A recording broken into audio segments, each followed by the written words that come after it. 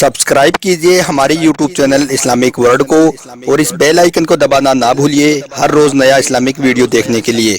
शुक्रिया। बकर ईद के दिन कुर्बानी जहां होगी और सार्वजनिक स्थल नहीं होगा, जो निर्धारित स्थल और पहले से चली आ रही वहीं पर होगा। और कुर्बानी के बाद जो भी वहां पर सॉलिड वेस्ट पड़ा हो उन सबको निस्तारण करने की भी व्यवस्था की जानी। दोस्तों, सबसे पहले तो आप सभी इस्लामिक भाई बहनों को बकरीद 2025 की बहुत बहुत मुबारकबाद। आपका दिल करे तो आप भी हमें कमेंट बॉक्स में बकरीद की मुबारकबाद लिख सकते हैं। आज के इस वीडियो में हम आपको बताने वाले हैं कि इस बार यानी कि बकरीद 2025 को लेकर उत्तर प्रदेश के मुख्यमंत्री योगी आदित्यनाथ ने क्या बड़ा बयान दिया है और 5 ऐसे कौन से नए नियम बनाए हैं जिनको लेकर योगी सरकार ने अपने आला अधिकारियों को सख्त निर्देश दिए हैं। जानकर यकीनन आप भी हैरान रह जाओगे।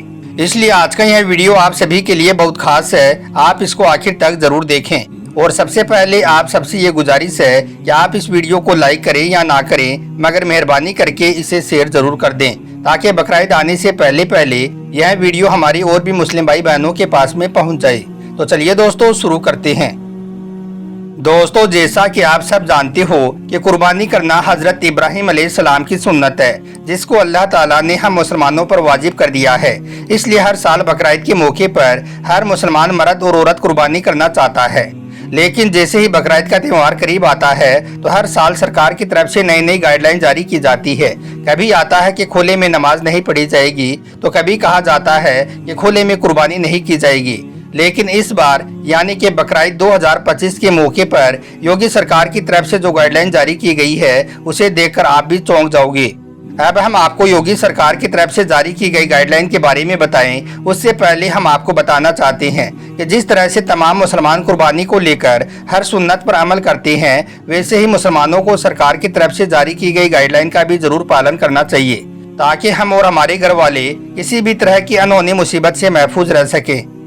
दोस्तों, बकरीद का त्यौहार करीब आते ही उत्तर प्रदेश के मुख्यमंत्री योगी आदित्यनाथ ने अपनी गाइडलाइन जारी कर दी है। इस बार यानी कि बकरीद 2025 पर योगी सरकार ने अपने 5 नए नियम बनाए हैं, यानी कि मुसलमानों पर 5 तरह की पाबंदियां लगाई हैं, जिनके बारे में जानना और इन पर अमल करना हर मुसलमान के लिए बहुत जरूरी है। क्योंकि इस गाइडलाइन में बताया गया है कि इस बार यानी कि बकरीद 2025 पर नमाज किस तरह से पढ़ी जाएगी और कुर्बानी किस तरह से की जाएगी, यह सब बातें इस गाइडलाइन में लिखी गई हैं। इसलिए आप इस वीडियो को बगैर स्किप किए आखिर तक आप इसे गौर से जरूर देखना। दोस्तों, जैसा कि आप सभी को मालूम होगा कि उत्तर प्रदेश के मुख्यमंत्री योगी आदित्यनाथ को मुसलमानों के खिलाफ अजीबोगरीब बयान देने के लिए खास जाना जाता है। जब से उत्तर प्रदेश में योगी सरकार बनी है, तब से लेकर अब तक जितने भी मुसलमानों के त्योहार आए हैं, हर बार यही संशय बना रहता है। इस बार पता नहीं योगी सरकार की तरफ से कौन सी एडवाइजरी जारी होगी, इस बार इस त्योहार को मनाने की हमें इजाजत मिलेगी या नहीं, हर बार इसी तरह का संशय बना रहता है। योगी सरकार ने पहले मुहर्रम, फिर रमजान, फिर ईद और अब बकरीद को लेकर अपनी एडवाइजरी जारी की है और अपने 5 खास नए नियम बनाए हैं और अपने आला अधिकारियों से कहा है कि वो बकरीद के मौके पर इन 5 नियमों का सख्ती के साथ में पालन करवाएं और अगर कोई इनकी पालना नहीं करता है तो उन पर कड़ी से कड़ी कार्रवाई की जाए। नंबर 1, गौवंश की कुर्बानी ना करें।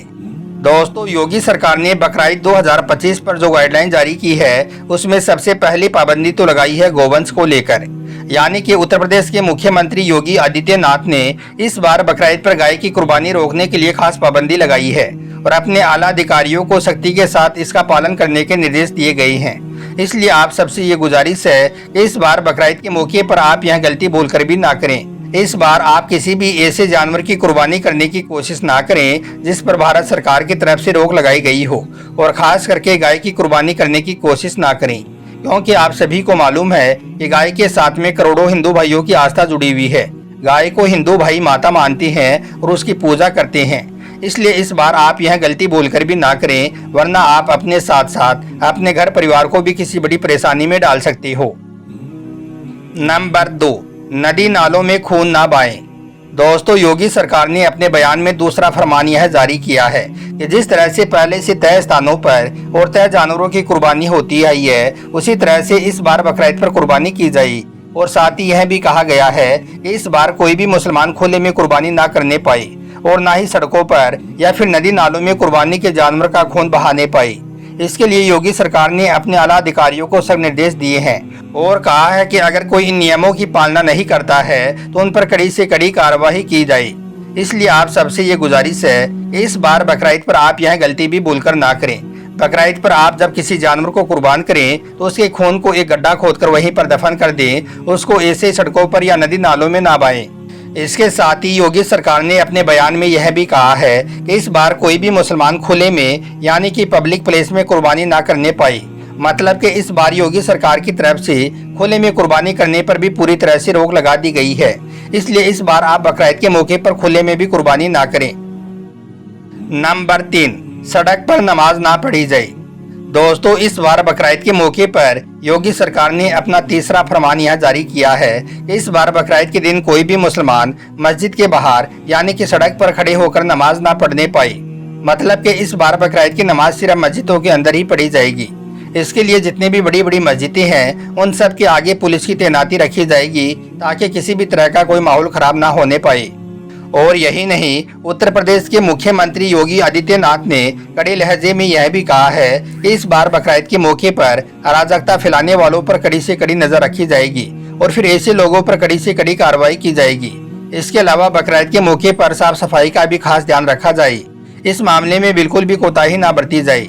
इसलिए आप सबसे ये गुजारिश है कि आप इस बार बकरीद के मौके पर यह गलती भी ना करें, यानी कि आप मस्जिद के बाहर सड़क पर खड़े होकर नमाज पढ़ने की कोशिश ना करें। अगर आपके पास मस्जिद में जगह कम है तो आप 2 बार में या 3 बार में करके नमाज पढ़ लें, मगर बाहर सड़क पर खड़े होकर नमाज पढ़ने की गलती ना करें।